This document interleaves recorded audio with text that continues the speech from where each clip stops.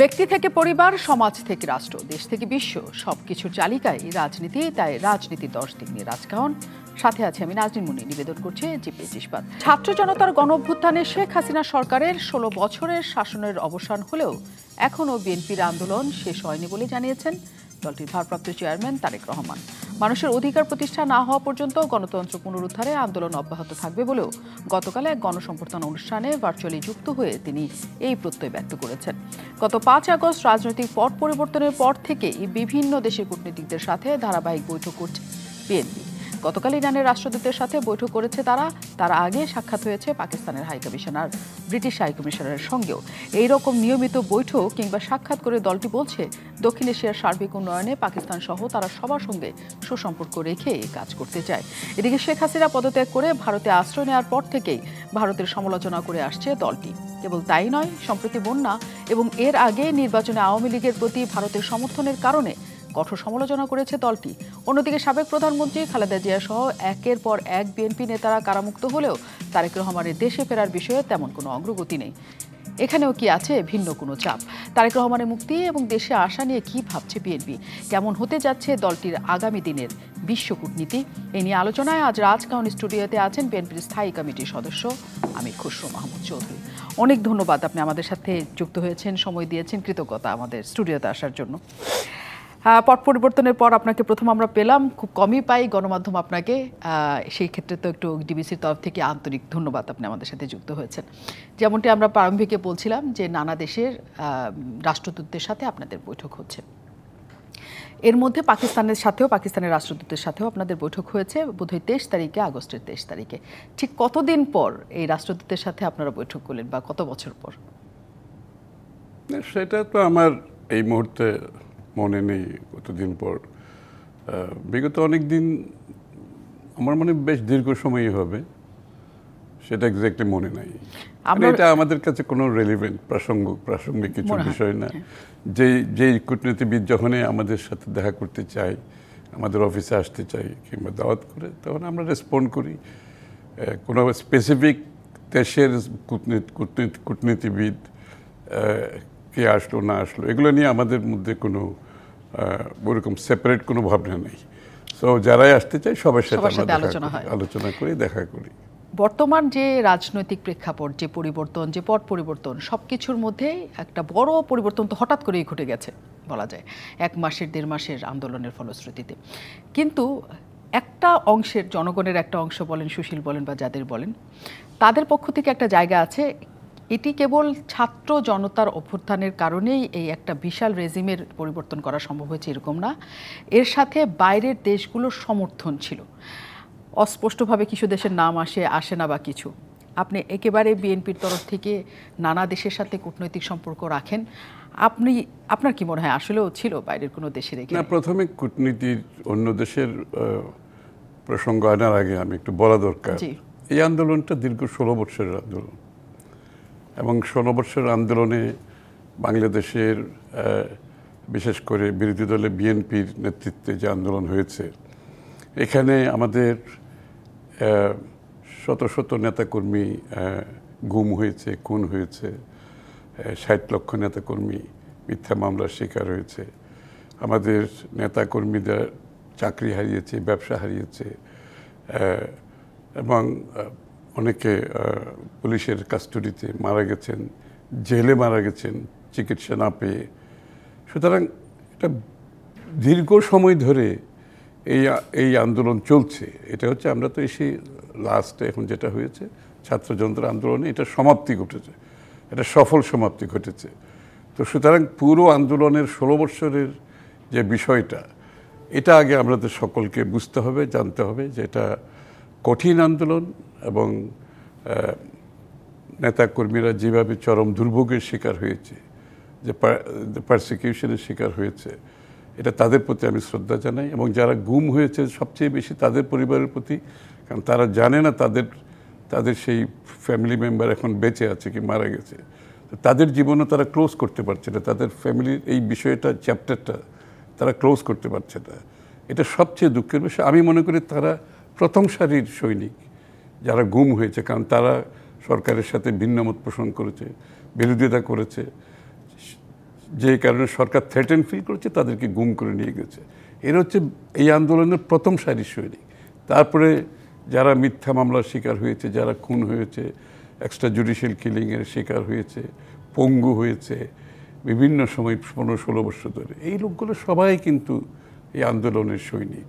সবাইকে আমরা স্বীকৃতি দিচ্ছি এবং লাস্টে আমাদের ছাত্র জনতার যে ফাইনাল পরিসমাপ্তি ঘটেছে সকলের আন্দোলনের মধ্যে, তখনও কিন্তু সবাই যোগ করেছে। এই 16 বছর ধরে যারা করেছে তারাও করেছে, আবার সব দল করেছে, দেশের সাধারণ মানুষ সবাই যোগ হয়েছে এখানে। তো সেটা আমাদেরকে প্রথমে বুঝতে হবে। সুতরাং তাদের প্রতি যারা প্রাণ দিয়েছে, যারা গুম হয়েছে, খুন হয়েছে, পঙ্গু হয়েছে, ব্যবসা হারিয়েছে, বাড়িঘর হারিয়েছে, তারা ধান খেতে থেকেছে, পেরিবাদে থেকেছে, ঢাকা শহরে অবস্থাপন্ন লোকজন এসে রিক্সা চালাচ্ছে, সিকিউরিটির চাকরি করেছে, এখনও আছে অনেকে, পাঠাও চালাচ্ছে। এই তো বিশাল একটা অবদান বাংলাদেশের একটা বড় অংশের, এবং এর মধ্যে বিএনপির একটা বড় অংশ সবচেয়ে বেশি। সেটা তাদেরকেই আমাদের স্বীকৃতি দিতে হবে। আর ছাত্রদের যারা সাহসিকতার সাথে ছাত্র জনতার আন্দোলনে অগ্রভাগে ছিল, যারা সুন্দর পরিসমাপ্তি করেছে, তারা তো আছেই, তারা এখানে। তারপর আছে কূটনীতির বিষয়টা আছে। তো বাংলাদেশের স্বাভাবিকভাবে যারা কতগুলো দেশ আছে যারা গণতন্ত্র, মানবাধিকার, আইনের শাসন, good governance, universal declaration of human রাইটসের বিশ্বাসী যে সমস্ত দেশ আছে, তা তো বাংলাদেশে যে একটা অটোক্রেটিক, একটা স্বৈরাচার, একটা ফ্যাসিস্ট সরকার গেড়ে বসেছে, এর ফলে যে সিরিয়াস মানবাধিকার লঙ্ঘন, বাংলাদেশের ভোটাধিকার কেড়ে নেওয়া, বাংলাদেশের মানুষের এই যে গুম খুন হত্যা, এগুলো তো আছেই।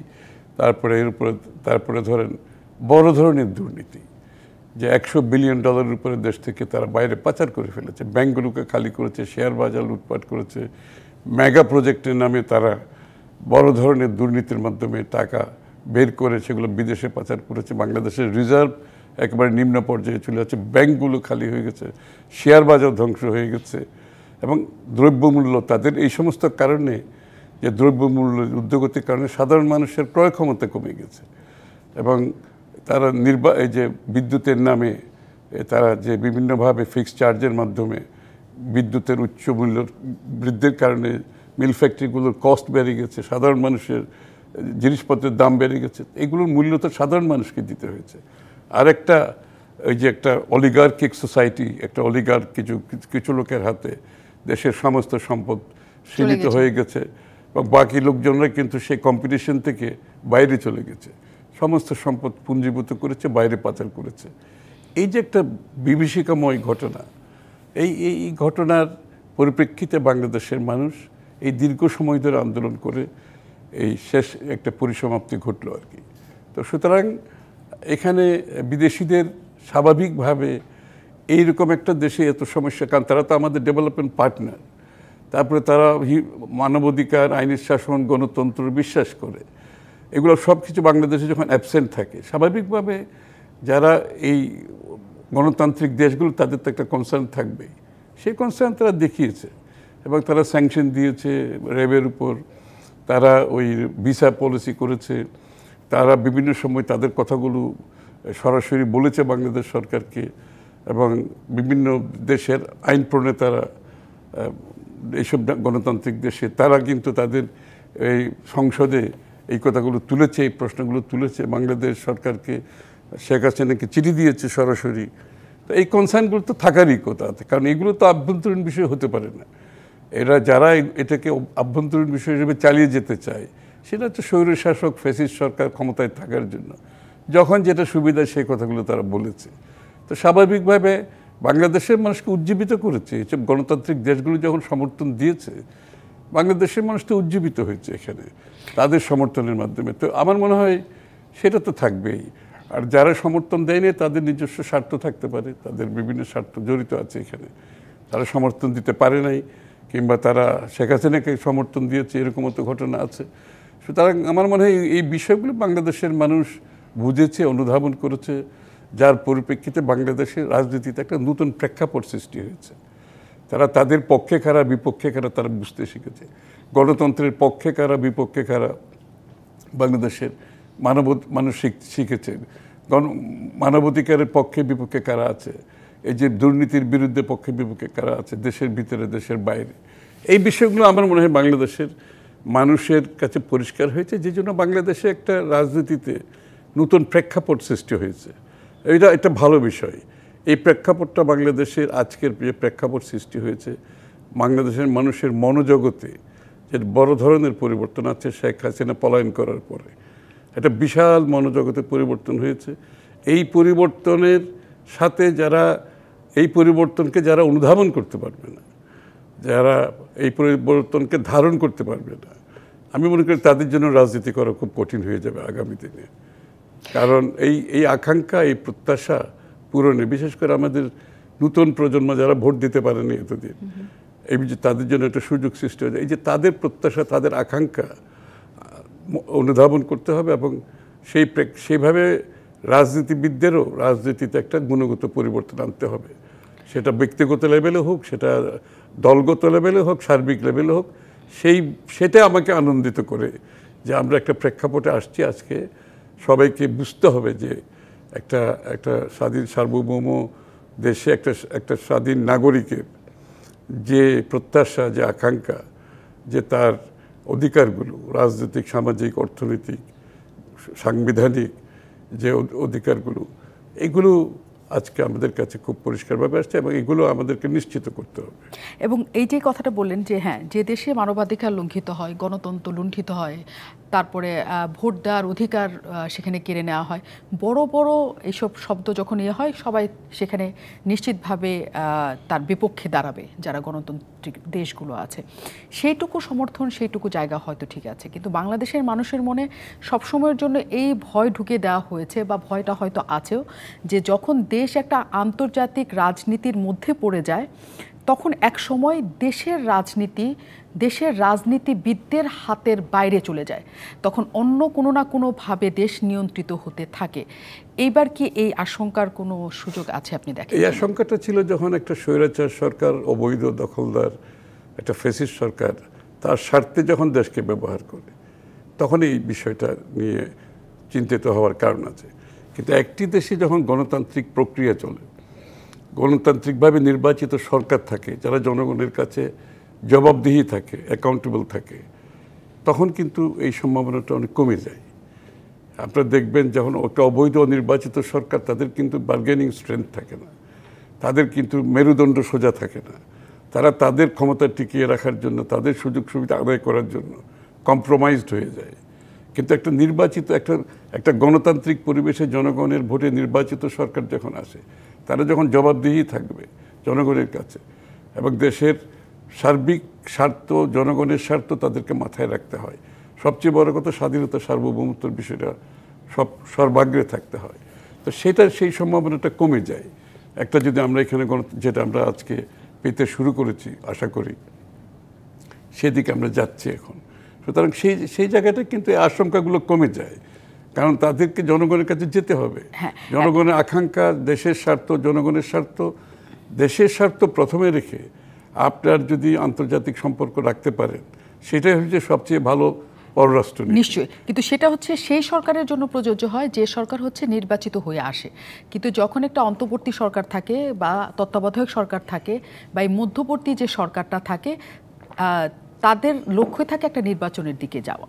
এবং আপনারা শুরু থেকেই বলে আসছেন যে এই নির্বাচনটা একটা যৌক্তিক সময়ের মধ্যে, শব্দটা খুবই এখন প্রচলিত, যৌক্তিক। এটা আপনাদের সব কাছ থেকে শব্দটা আসছে, এবং এখনকার অন্তর্বর্তী সরকারের পক্ষ থেকেও এসছে। ডক্টর মোহাম্মদ ইউনূস বলেছেন যে যৌক্তিক সময় কতটুকু, সেটা আপনারা যেন বলেন, আপনাদের কাছে যৌক্তিক সময় কত। আমির খুশি মোহাম্মদ চৌধুরী, আপনার সাথে ডিবিসি আছে আজকে, কিন্তু বিরতির পর আমরা এই উত্তর এবং সাথে অনেক উত্তর নিতে আসতে চাই, তবে একটা বিরতির পর। অনেক ধন্যবাদ দর্শক আমাদের সাথে থাকার জন্য। আপনারা সবাই আছেন ডিবিসির রাজকাহনে, এবং আজ আমাদের সাথে বিশেষ অতিথি হিসাবে যুক্ত আছেন বিএনপির স্থায়ী কমিটির সদস্য আমির খুশি মোহাম্মদ চৌধুরী। আবারও আমরা ফিরে এলাম বিরতির পর। যে প্রশ্ন রেখে গিয়েছিলাম যে নির্বাচন নিয়ে, সেটা হচ্ছে যৌক্তিক সময়। যৌক্তিক কথাটা খুব ব্যবহার হচ্ছে আজকাল, এবং প্রধান উপদেষ্টা বলেছেন আপনাদের তরফ থেকে যৌক্তিক সময় কতটুকু আপনারা যেন বলেন। সেটা পত্রিকার সম্পাদকদের সাথে বৈঠককালে তিনি বলেছেন। আমি এর মধ্যে আপনাদের অনেকের সাথে কথা বলেছি, কিন্তু কারোর কাছে আসলে সুনির্দিষ্ট সময় বলে এখনো আপনারা ভাবেননি, তাদের কাছে আমি জানতে পেরেছি, কিন্তু আপনার কাছে কি মনে হয় যে সময়টা আসলে কতদিন হওয়া উচিত? দেখেন, এটা তো একটা জনগণের রক্তের উপর, মানুষের রক্তের উপর অনেক ত্যাগ তিতিক্ষার পরে, দেশের একটা পট পরিবর্তনের পরে দেশের গণতান্ত্রিক প্রক্রিয়ায় ফিরে যাওয়ার যে প্রচেষ্টা, তো সেটা তো প্রাইমারিলি মাথায় রাখতে হবে। আর সেটা মাথায় রাখলে যৌক্তিক সময় সবার কাছে খুব পরিষ্কার থাকা উচিত, তাই না? তাছাড়া ইন্টেরিয়াম গভর্নমেন্ট বলতে কি বোঝায়? ইন্টেরিয়াম গভর্নমেন্ট মানে ইন্টেরিয়াম গভর্নমেন্ট, তাই না? তো ইন্টেরিয়াম গভর্নমেন্টের সময়সীমা কেউ কি বলতে হয় নাকি কেউ কাকে? না, এটাতে একটা শব্দগত পার্থক্য আছে। তত্ত্বাবধায়ক সরকার সম্পর্কে আমাদের সংবিধানে ছিল যে 3 মাসের মধ্যে তারা করবেন, সর্বোচ্চ হইলে সেটা 90 দিন হতে পারে, 3 মাসই 90 দিন হতে পারে, সর্বোচ্চ হতে পারে যে তারা কিছু সময় নিতে পারেন, কিন্তু 3 মাসেরই আসলে বাধ্যবাধকতা ছিল। কিন্তু এটার নাম যেহেতু তত্ত্বাবধায়ক সরকার নয়, অন্তর্বর্তী সরকার, এবং এর কোনো সংজ্ঞা বা এর কোনো কার্যপরিধি আমাদের সংবিধানে ছিল না, কাজেই ওই 3 মাসের মধ্যে তো আপনি তাদেরকে আটকাতে পারবেন না। আমি 3 মাসের, আমি তো কোনো সময়সীমার কথা বলছি না, যে কারণে আমরা তো বলেছি যৌক্তিক সময়। যৌক্তিক সময় হচ্ছে একটা ইন্টারিম গভর্নমেন্ট, অন্তর্বর্তীকালীন সরকার কাছে তো পরিষ্কার থাকার কথা, তাই না? এটা তো একটা transition government. Actually this is a transition government. আপনার একটা এই স্বৈরাচার থেকে গণতান্ত্রিক প্রক্রিয়ায় ফিরে আসার যে প্রক্রিয়াটা, যে সাধারণ মানুষের যে প্রত্যাশা আকাঙ্ক্ষা, এটা পূরণের জন্য একটা ডেমোক্রেটিক প্রসেসে এনে দেশটাকে জনগণের ভোটাধিকারের মাধ্যমে নির্বাচিত সরকার, নির্বাচিত সংসদ, যারা জনগণের কাছে দায়বদ্ধ থাকবে, জবাবদিহি থাকবে। ভেরি সিম্পল ব্যাপার এখানে। সুতরাং এই বিষয়টাতে যৌক্তিক সময় কি, এটা কেউ কাউকে বলে দেওয়ার প্রয়োজন নাই। যে যৌক্তিক যে বিষয়গুলো আমাদেরকে সমাধান করে আমরা যে ট্রানজিশনটা করব, এটা তো খুব সহজ একটা ব্যাপার। এটা তো আপনাকে you have to lay down, তাই না? আপনি কি কি কি কি করবেন, কিসের পরে কি করবেন। বিশেষ করে এখানে নির্বাচনের বিষয়টা, আলটিমেটলি কি আপনাকে তো নির্বাচন করে ক্ষমতা হস্তান্তর করতে হবে, তাই না? এখন আপনি নির্বাচনী প্রক্রিয়া তো শুরু করতে হবে, ইলেকট্রাল প্রসেসটা তো শুরু করতে হবে। এখন দেখা যাচ্ছে কিছু কিছু লোকের মধ্যে যে নির্বাচনের আলাপ এটা একটা অস্বস্তির বিষয় হয়ে গেছে। এখন কারো কাছে যদি নির্বাচনের আলাপ এবং নির্বাচনী প্রক্রিয়া এবং নির্বাচনের মাধ্যমে ক্ষমতা হস্তান্তর, যেটা জনগণের প্রত্যাশা, এটা যদি কারো কাছে অস্বস্তি হয়ে যায়, তাহলে তো একটা প্রশ্ন জাগে, এরা কারা? এদের কাছে এরা কি চায় আসলে দেশের জন্য? অস্বস্তি কেন হবে? আমি জানি অনেকগুলো এখানে সংস্কারের প্রয়োজন আছে, সবাই জানে, এটা তো বলার অপেক্ষা রাখে না। এবং কোন কোন প্রতিষ্ঠানগুলোর সংস্কার দরকার হচ্ছে সেটাও আমরা মোটামুটি জানি। তাইলে তো আপনাকে তো ওই অস্বস্তির কোনো কারণ নাই। নির্বাচন আলোচনাটা কেন অস্বস্তির বিষয় হবে? তাইলে কি আমরা যে এতদিন বলে আসছি, অনির্বাচিত সরকার শেখ হাসিনাকে বলে আসছি যে ভোটাধিকার কেড়ে নিয়েছে আমাদের, যে নতুন প্রজন্ম ভোট দিতে পারে নাই, যে অবৈধ সরকার, তাদের কোনো এখতিয়ার নাই, যে গণতান্ত্রিক সাংবিধানিক রাজনৈতিক অধিকার তারা কেড়ে নিয়েছে, জনগণের ভোটাধিকার কেড়ে নিয়ে, এই যে আরও বিভিন্ন কথা যে আমরা বলেছি, তাহলে এটার মানে এটা কি কোনো অর্থ নাই? এখান থেকে, এই অবস্থা থেকে বের হওয়ার জন্য তো নির্বাচনের জন্য জনগণ প্রাণ দিয়েছে, তাই না? গুম হয়েছে, খুন হয়েছে, তাদেরকে যে নির্যাতনের শিকার হয়েছে। তা এখানে যাদের অস্বস্তি, তাহলে এরা কারা? এদের ভাবনাটা কি, এটা জনগণের বুঝতে হবে তো। এদের মধ্যে, সরকারের মধ্যে যদি অস্বস্তি থাকে, এটাও কোনো একটা ভালো লক্ষণ না। আর কিছু কিছু সাংবাদিকদের মধ্যে কিছু অস্বস্তি দেখা যায়, নির্বাচনের আলাপ আসলেই যেন অস্বস্তি। এটা আমাকে আবার ওই পুরনো কথা, শেখ হাসিনার ওই 1/11, শেখ হাসিনার এই সমস্ত বিষয় চলে আসে সামনে। মানে একটা প্রপার নির্বাচনের মাধ্যমে ক্ষমতা হস্তান্তর করা, এটাই তো একটা স্বাভাবিক প্রক্রিয়া।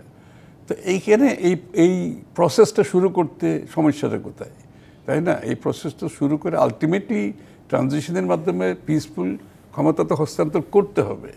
তো সুতরাং এই জায়গাটাই আমাদের অনেকের আশঙ্কা যে নির্বাচনের বিষয়টা নিয়ে এটার একটা পরিষ্কার দিক নির্দেশনা থাকা দরকার। You have to lay down the process, যে আপনার ক্ষমতা হস্তান্তরের বিষয়টা। হ্যাঁ, প্যারালালি আমি বলছি যে আমাদের যে প্রাতিষ্ঠানিক যে সমস্যাগুলো, এটা আমরা তো একমত। আর একটা জিনিস, আমরা কিন্তু সরকারের উপর সমর্থন দিয়ে যাচ্ছি। আমরা কিন্তু এই সরকারকে, কারণ এই সরকার হচ্ছে আমাদের সকলের আকাঙ্ক্ষার প্রতীক। এখন বাংলাদেশের মানুষের মধ্যে একটা ঐক্য সৃষ্টি হয়েছে, একটা ইয়ের থেকে, কি বলে, একটা স্বৈরাচার থেকে একটা গণতান্ত্রিক প্রক্রিয়া আসার জন্য এটা হচ্ছে একটা স্প্রিং বোর্ডের মতো, এটা হচ্ছে বাহকের মতো একটা। তো সুতরাং আমরা তো সরকারকে পূর্ণ সমর্থন দিয়ে যাচ্ছি এবং যাব শেষ পর্যন্ত, কারণ তাদের মাধ্যমে এই কাজটা আমাদের করতে হবে, দেশের মানুষের প্রত্যাশাও তাই। তো সুতরাং এই বিষয়গুলো একদিকে নির্বাচনের প্রক্রিয়া, অন্যদিকে ফায়ার ফাইটিং গভর্নমেন্টকে করতে হচ্ছে, আমরা বুঝি দেশের অবস্থা খারাপ, এটাও করতে হবে। সুতরাং এগুলো প্যারালালি কিছু কাজ তো করতে হবে, যেগুলোকে আলটিমেটলি, কারণ এটা তো একটা ওপেন এন্ডেড কিছু হতে পারে না, এটা তো একসময় ক্লোজ করার বিষয় আছে, তাই না? তাহলে ক্লোজ করতে হলে যে আমাদের স্টেপগুলো কি নির্ধারণ করতে হবে না? এবং এটা ওনাদেরও, জনগণের যেভাবে জানা দরকার, ওনাদেরও কিন্তু জানা দরকার। ওনাদের মধ্যে পরিষ্কার থাকতে হবে যে আমাদের স্টেপগুলো কি হবে, আমরা কিভাবে ক্ষমতা হস্তান্তরের জন্য প্রস্তুতি নিচ্ছি, এবং সাথে সাথে সংস্কারগুলো কী কী করার প্রয়োজন আছে। আরেকটা জিনিস মনে রাখতে হবে, সংস্কার একটা চলমান প্রক্রিয়া। সংস্কার কিন্তু আমরা আজকে যা করব 2 বছর 5 বছর পর আরও সংস্কার, তো এটা একটা চলমান প্রক্রিয়া। সুতরাং কেউ যদি মনে করে সব সংস্কার করার একটা সময়, মানে তারপরে পরবর্তী সব সংস্কার করা কারোর পক্ষে সম্ভব নয়। এখানে স্বল্পমেয়াদী, মধ্যমেয়াদী, দীর্ঘমেয়াদী সংস্কার আছে, নিশ্চয়ই। তারপরে এটা একটা পরিবর্তনশীল ব্যাপার। সুতরাং এই জিনিসটা বোধহয় একটু আমাদের বোঝা দরকার, যে তাইলে আমরা এই মানে জনগণের কাছে একটা পরিষ্কার ধারণা থাকতে হবে। এবং আমরা কিন্তু মোটেই সরকারের উপর চাপ সৃষ্টি করছি না, আমরা যৌক্তিক সময় দিয়েই বলতেছি যে তারা তাদের কাজগুলো করুক, আমরা সহযোগিতা করছি এবং আমরা সহযোগিতা করে যাব, এটা দেশের স্বার্থে। এবং এই সরকারের সফলতা আমরা কামনা করি। এই সরকারের সফলতার পর আগামী দিনে এই যে পিসফুল ট্রান্সফার অফ পাওয়ার, গণতন্ত্র ফিরিয়ে আনা, উদ্দেশ্যটা কি? আমার গণতান্ত্রিক অর্ডারটা তো ফিরিয়ে আনতে হবে। গণতান্ত্রিক অর্ডার ফিরিয়ে আনার একমাত্র উপায় হচ্ছে আপনি নির্বাচনের মাধ্যমে জনগণের নির্বাচিত সরকারের কাছে আপনি ক্ষমতা হস্তান্তর করেন। আর জনগণের মালিকানার কথা আমরা বলে আসছি এতদিন, তো মালিকানা তো জনগণের মালিকানা, জনগণ সেটা প্রকাশ করার একমাত্র পথ হচ্ছে তারা তাদের নির্বাচনের দিকে যাবে। কিন্তু সরকারের পক্ষ থেকে আসলে আপনি যেটা বলছেন যে তারাও আসলে কোনো রকমের শব্দ যাচ্ছে না, বরং আমরা আইনমন্ত্রী আসিফ নজরুলের কাছ থেকে বারবার আমরা এটা শুনেছি যে প্রথমে এসে তিনি বলেছেন যতদিন সময় দরকার ততদিন আমরা থাকব। দ্বিতীয়বার তিনি বলেছেন যে একদম সংস্কার করতে হলে আমাদের সময় তো দরকার হবেই, কারণ একটা ভালো নির্বাচনের দিকে যেতে হলে সেই সময় তারা নেবেন। এবং যে কথাটি আসলে হয় যে তত্ত্বাবধায়ক সরকার, যে 20 জনের উপদেষ্টা সহ যে অন্তর্বর্তীকালীন সরকার, এখন এই অন্তর্বর্তী সরকারের সাথে বিএনপির সম্পর্কটা আসলে কি? মানে একটা খুবই সুহৃদ সম্পর্ক নাকি একটু দূরত্ব আছে? না, দূরত্ব থাকার কোনো কারণ তো নেই। আমার মনে হয় আমাদের সকলের উদ্দেশ্য তো একটাই, যে গণ আন্দোলনের মাধ্যমে, যে অভ্যুত্থানের মাধ্যমে, এটা তো আমরা সকলের এটা সঙ্গী। নিশ্চয়ই আমরা সবাই এখানে একসাথে লড়েছি। আমরা তো 16 বছর ধরে লড়েছি এবং আমাদের ছাত্র জনতা ওরাও লড়েছে, একটা সফল সমাপ্তি করতে সক্ষম হয়েছে। সুতরাং আমরা তো সকলের সঙ্গী। আমাদের উদ্দেশ্য তো ছিল একটা, এই স্বৈরাচারের পতনের মাধ্যমে দেশে একটি গণতান্ত্রিক সরকার আসবে, যেখানে জনগণের সাংবিধানিক গণতান্ত্রিক রাজনৈতিক অধিকার ফিরে পাবে, সকলের জন্য একটা লেভেল প্লেয়িং ফিল্ড থাকবে, সকলে সমানভাবে রাজনীতিতে, অর্থনীতিতে, সমাজে অংশগ্রহণ করতে পারবে।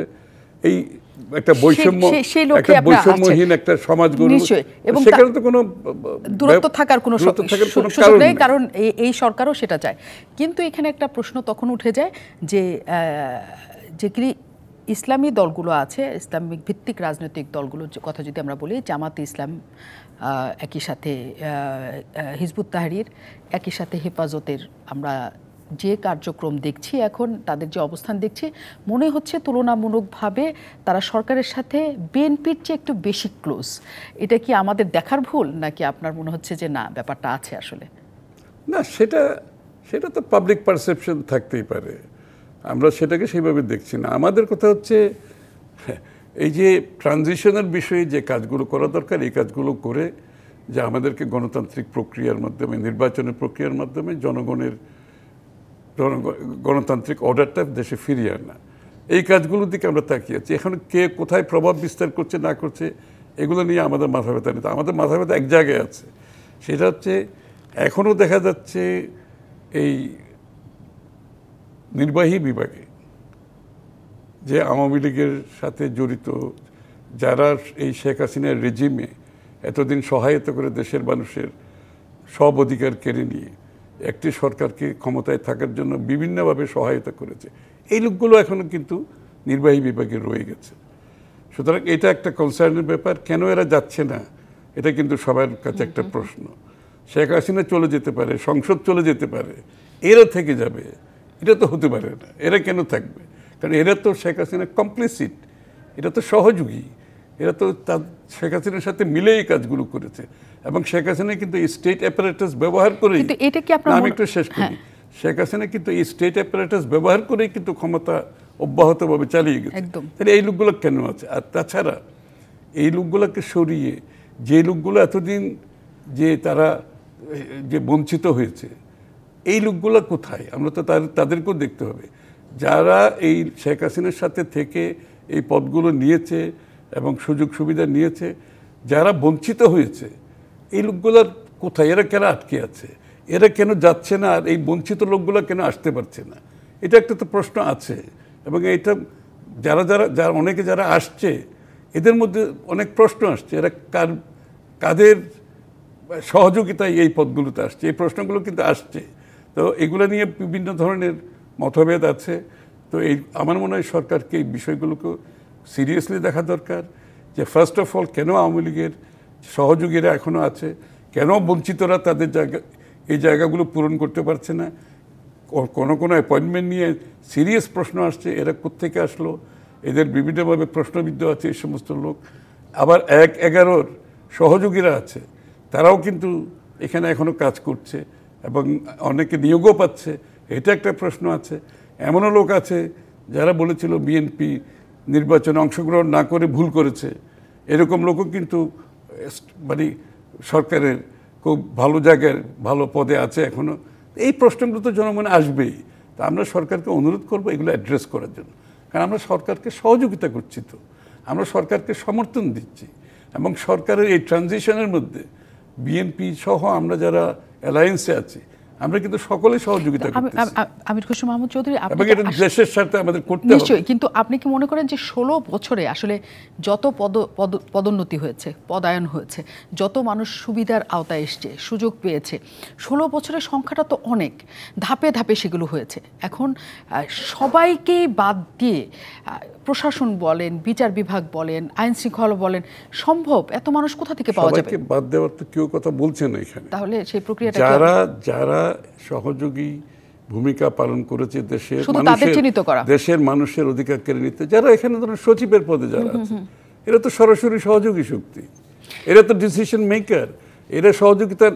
শেখ হাসিনার মূল শক্তি ছিল স্টেট অ্যাপারেটাস, মানে যারা প্রথম সারির সহযোগী ছিল তাদের ব্যাপারে আপনাদের প্রথম সারির বিভিন্ন। আপনাকে একটা জিনিস বুঝতে হবে, শেখ হাসিনার ক্ষমতার উৎস হচ্ছে স্টেট অ্যাপারেটাস।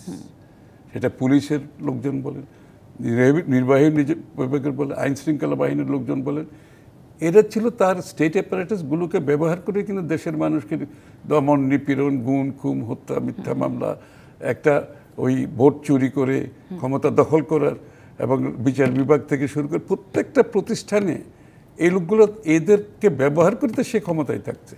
তাহলে এগুলো তো সবাই চিহ্নিত লোক, এবং এদের পরিবর্তন না করে, এবং যারা নির্যাতিত হয়েছে, যারা পিছিয়ে পড়েছে, এই লোকগুলোকে তো আপনি ইনজাস্টিস করতেছে, তাদেরকে সেইখানে না এনে। তো এই বিষয়গুলো আমার মনে দেখা দরকার সিরিয়াসলি।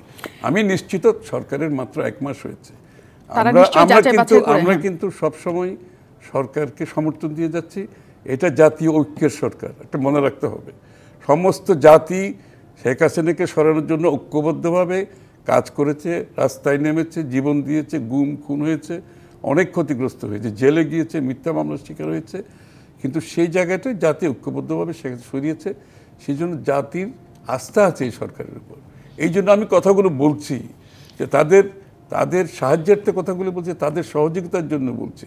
অনেক সময় হয় কি সরকারে থাকলে অনেক কিছু বুঝতে অসুবিধা হয়, অনুধাবন করতে অসুবিধা হয়, বা অনেক কিছু করতে সময়ও লাগে, সময়ও লাগে। সুতরাং এমন না যে আমরা কিন্তু সহযোগিতা করেই যাচ্ছি এবং যাব। কিন্তু তারাও বলছে, কিন্তু সেক্ষেত্রে একটা প্রসঙ্গ এখানে এসছে যে পদায়ন হোক বা যা কিছু পরিবর্তনটা যখন আওয়ামী লীগের সবাইকে বাদ দিয়ে বিএনপির সবাইকে আনা কিনা, সেটা একটা প্রশ্ন যেমন তৈরি হয়েছে।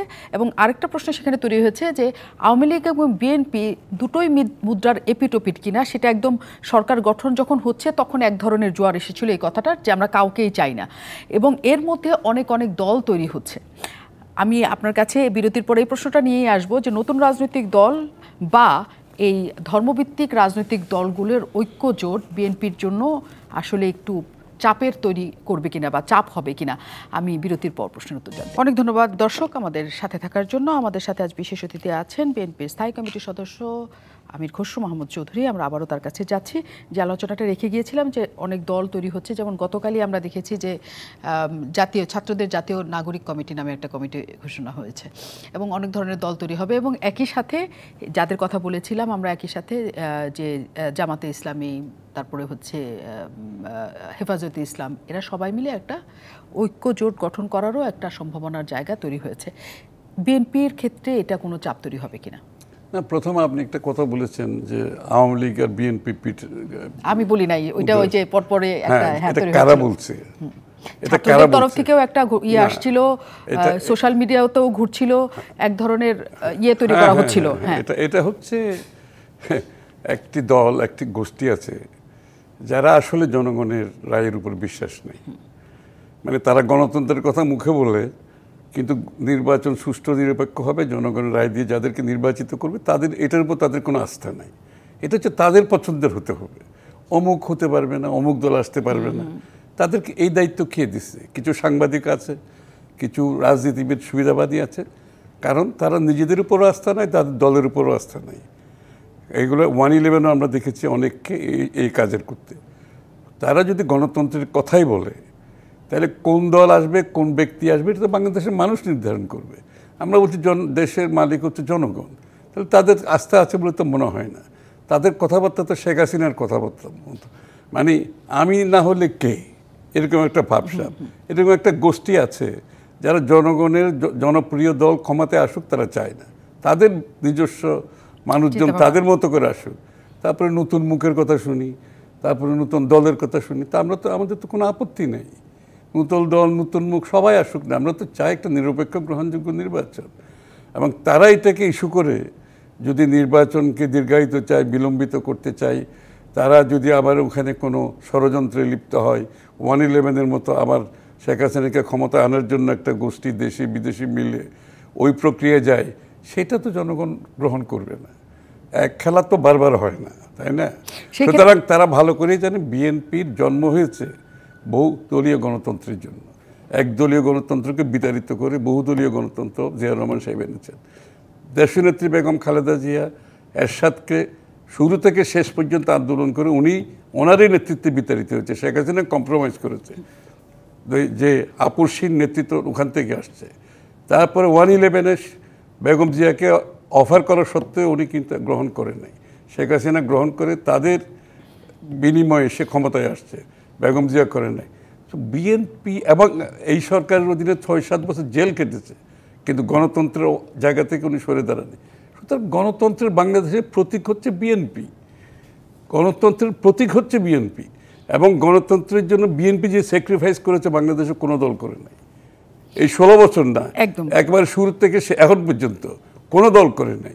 সুতরাং তাদের মাথা ব্যথা হচ্ছে বিএনপি ক্ষমতায় যদি জনগণের জনপ্রিয় দল হয়ে থাকে, সবচেয়ে ক্ষমতায় আসাটা তাদের মাথা ব্যথার কারণ।